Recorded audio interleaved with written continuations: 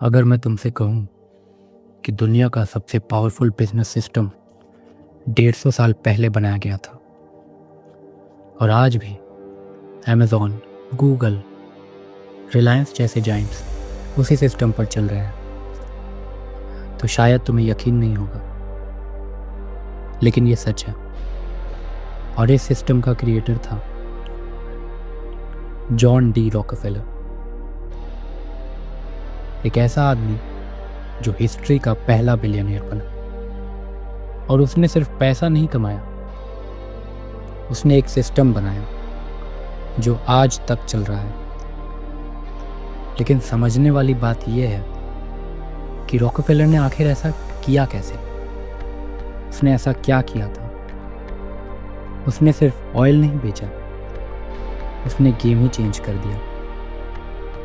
सबसे पहले उसने यूज़ किया एक स्ट्रैटेजी जिसे कहते हैं वर्टिकल इंटीग्रेशन। नाम थोड़ा कॉम्प्लिकेटेड लगता है, लेकिन आइडिया बहुत सिंपल है। सोचो, तुम एक बिजनेस चला रहे हो। नॉर्मली क्या होता है? रॉ मटेरियल कोई और देता है, ट्रांसपोर्ट कोई और करता है, पैकेजिंग कोई और करता है। मतलब हर स्टेप पर तुम किसी और पर डिपेंड हो।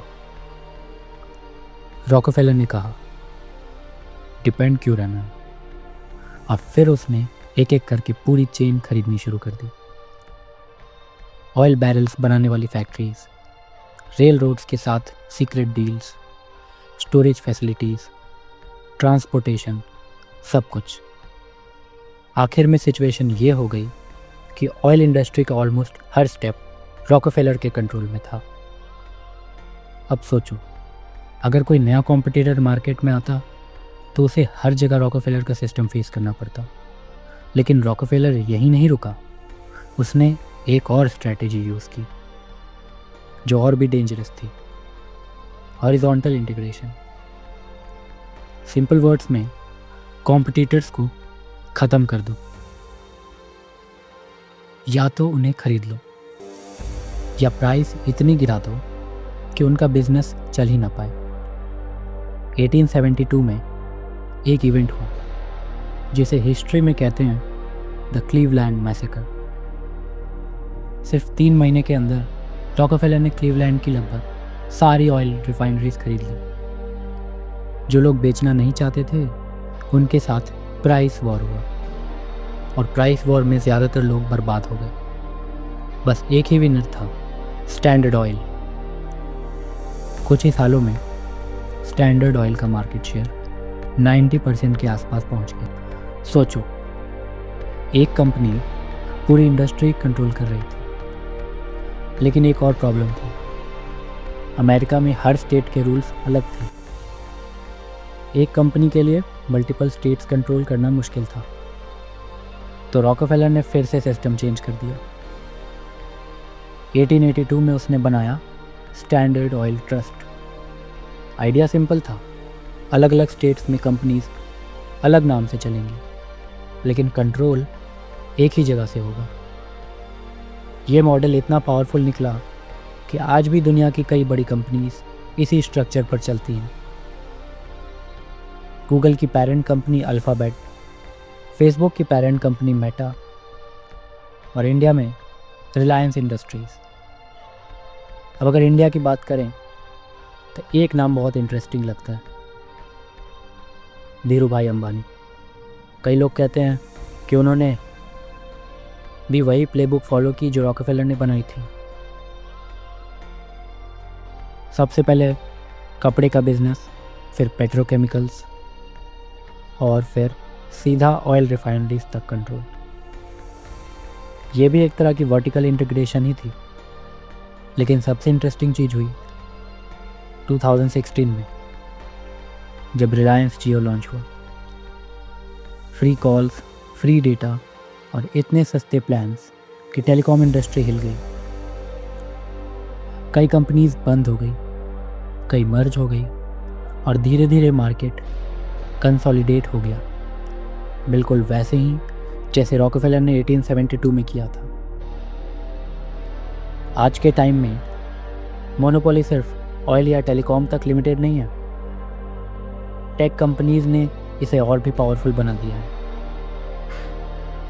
अमेज़ॉन सिर्फ प्रोडक्ट्स नहीं बेचता, वो स्टोरेज कंट्रोल करता है, डिलीवरी कंट्रोल करता है, और सबसे इंटरेस्टिंग बात, वो अपने कॉम्पिटिटर्स को भी सर्वर स्पेस बेचता है अपनी सर्विस AWS के थ्रू। गूगल का सर्च मार्केट शेयर लगभग 92% है। कंपेयर करो इसे, स्टैंडर्ड ऑयल के पीक मोनोपोली लगभग 91% थी। मतलब एक तरह से आज के टेक जायंट्स रॉकफेलर से भी ज़्यादा पावरफुल हो चुके हैं। लेकिन रॉकफेलर की स्टोरी का एक और ट्विस्ट है, फिलैंथ्रोपी। जब पब्लिक प्रेशर बढ़ने लगा और लोग मोनोपोली के खिलाफ खड़े होने लगे, तो रॉकफेलर ने बनाया रॉकफेलर फाउंडेशन। हॉस्पिटल्स को फंडिंग, यूनिवर्सिटीज़ को ग्रांट्स, रिसर्च प्रोजेक्ट्स को सपोर्ट। इससे उनकी इमेज इम्प्रूव हुई और साथ ही टैक्स बेनिफिट्स भी मिले। आज के बिलियनियर्स भी काफ़ी हद तक इसी मॉडल को फॉलो करते हैं, जैसे बिल गेट्स फाउंडेशन या मार्क जुकरबर्ग की इनिशिएटिव्स।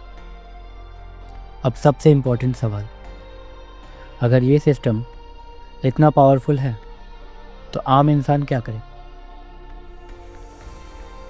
सच ये है, हमारी डेली लाइफ का हर डिसीजन हमें इसी सिस्टम में वापस ले आता है। पेट्रोल भरवाना हो, अमेज़ॉन से शॉपिंग करनी हो, जियो का इंटरनेट यूज़ करना हो या मेडिसिन्स खरीदनी हो, हमारा पैसा आखिर में उन्हीं टॉप कंपनीज तक पहुंच जाता है। सिस्टम से लड़ना थका देने वाला है और सिस्टम से भागना लगभग नामुमकिन है। इसीलिए शायद सबसे स्मार्ट मूव ये है, सिर्फ कस्टमर बन के मत रहो, सिस्टम को समझो और उन्हीं कंपनीज में इन्वेस्ट करो जो मार्केट डोमिनेट करती हैं। क्योंकि जब तुम सिर्फ कस्टमर होते हो तो पैसा खर्च करते हो, लेकिन जब तुम इन्वेस्टर बन जाते हो तो वही सिस्टम तुम्हारे लिए पैसा बनाना शुरू कर देता है।